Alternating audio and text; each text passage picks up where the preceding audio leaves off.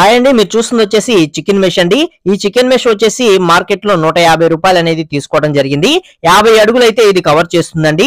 ఇది ఒక double bedroom house కి పెట్టించుకోవాలనుకుంటే టోటల్ గా ఒక 10 వరకు మనకి పట్టే ఛాన్స్ అయితే ఉంటుంది. పిల్లర్స్ కి గోడలకి మనకి జాయింట్స్ ఉంటాయి కదా, ఈ జాయింట్స్ లో దీన్ని యూజ్ చేసుకోవచ్చు. అలాగే బీమ్స్ కి మనకి కింద గోడలు అనేవి ఉంటాయి కదా, ఈ గోడలకి జాయింట్స్ లో దీన్ని మనం యూజ్ చేసుకోవచ్చు.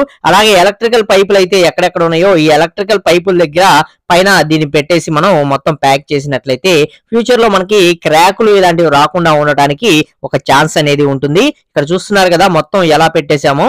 ఈ విధంగా మనకి పిల్లర్ కి రెండు వైపులా గోడలు అనేవి వస్తాయి కాబట్టి ఆ జాయింట్ ఏదైతే ఉందో ఆ జాయింట్ లో మనం ఈ విధంగా చికెన్ మెష్ ని మనం పెట్టేసి మొత్తం ప్యాకింగ్ చేసేసినట్లయితే ఫ్యూచర్ లో మనకి క్రాకులు పగుళ్ళు ఇలాంటివి ఏమి రాకుండా ఉండటానికి ఒక అవకాశం అనేది ఉంటుందండి. అంటే దీని వల్లే వస్తాయి అంటే దీని వల్లే అని కాదు, ఇంకా చాలా రీజన్స్ అనేవి ఉంటాయి. కాకపోతే ఇది చేసుకుంటే కొంతవరకు మనం సేఫ్ జోన్ లో ఉన్నట్టే.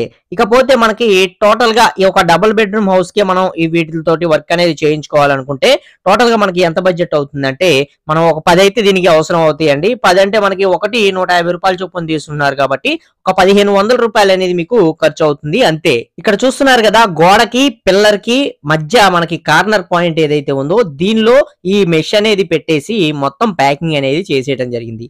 ఇదే విధంగా పైన బీమ్స్ దగ్గర కూడా మనం చేసుకోవచ్చు. అయితే ఈ చికెన్ మెష్ లో కూడా చాలా రకాలే మనకి మార్కెట్ లో అవైలబుల్ అయితే ఉన్నాయండి. అవి ఏంటో ఒకసారి చూద్దాం. ముందుగా గ్యాల్వనైజ్డ్ చికెన్ మెష్.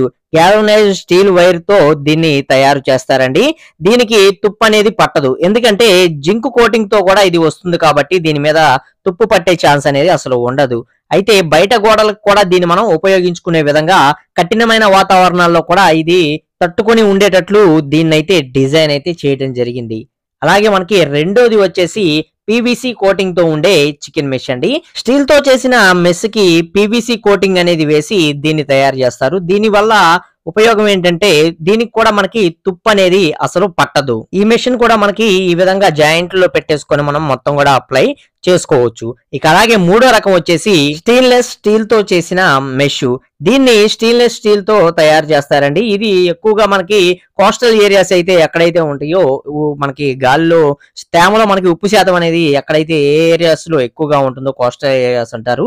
ఈ ఏరియాస్ లో మనకి ఎక్కువగా దీన్ని ఉపయోగిస్తూ ఉంటారండి. ఎందుకంటే రస్ట్ అనేది దీనికి కూడా అసలు ఉండదన్నమాట, పట్టదు. అలాగే సిమెంట్ తో కూడా ఇది ఎక్కువ గ్రిప్ ని కలిగి ఉంటుంది. అలాగే అన్ని రకాల వాతావరణాల్లో కూడా ఇది మనకి మండుతుంది అన్నమాట.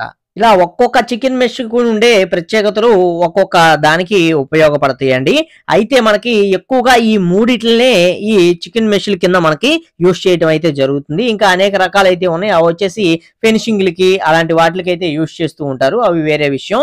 వీటిని ఎక్కువగా మనకి ఈ పైపుల దగ్గర మనకి పీవీసీ పైపులు అనేవి మనం ఎక్కడెక్కడ వేసుకుంటామో ఎలక్ట్రికల్ పైపులు ఈ పైపుల మీద పెట్టేసి ఈ విధంగా చేసుకుంటానికి, అలాగే పిల్లర్ టు గోడకి మనకి ఎక్కడైతే జాయింట్ అనేది ఉంటుందో ఈ జాయింట్ల మీద పెట్టేసి చేసుకుంటానికి, అలాగే పైన స్లాబ్ లో వచ్చే బీమ్ కి అలాగే కింద ఉండే గోడకి కార్నర్ ఏదైతే ఉంటుందో ఈ కార్నర్స్ లో ఉపయోగించుకుంటానికి, అలాగే మనకి ఆర్చిస్ ఏవైతే ఉంటాయో అక్కడక్కడ ఆర్చిస్ అనేవి డిజైన్ చేసుకుంటాం హాల్లో కానీ, అలాగే కిచెన్ ప్లస్ మన పార్టీషన్ చేసే చోట అలాంటి చోట ఆర్చిల్లో కూడా వీటిని ఎక్కువగా మనం యూజ్ చేసుకుంటూ ఉంటామండి.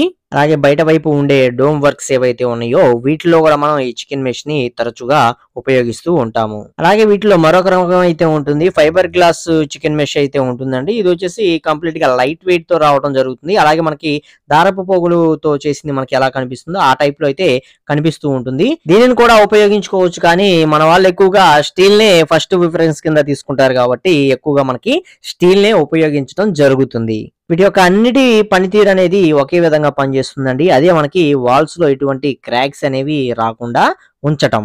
ఈ వీడియోలో నేను చెప్పిన ఈ విధంగా చేసుకోవటం వల్ల మీ యొక్క బిల్డింగ్ లైఫ్ అనేది ఎక్కువ ఉండటానికి ఛాన్స్ అనేది ఉంటుంది. కాబట్టి కుదిరితే ఈ విధంగా కంపల్సరీ చేసుకుంటానికి ప్రయత్నించండి. అలాగే ఈ వీడియోలో నేను చెప్పిన ఇన్ఫర్మేషన్ అనేది మీకు యూజ్ అవుతుంది అనుకున్నట్లయితే తప్పకుండా ఒక లైక్ చేసి సపోర్ట్ చేయండి. అలాగే ఫస్ట్ టైం కనుక మన ఛానల్ చూస్తున్నట్లయితే సబ్స్క్రైబ్ చేసుకోండి. హౌస్ కన్స్ట్రక్షన్ గురించి అన్ని రకాల వీడియోస్ కూడా మన ఛానల్లో అయితే ఉంటాయండి. సబ్స్క్రైబ్ చేసుకోండి, పక్కనే ఉండే బెల్ ఐకాన్ అనేది ఆల్ లో పెట్టుకోండి. మరొక మంచి వీడియోతో అయితే కలుసుకుందాం. Okay, thank you for watching guys.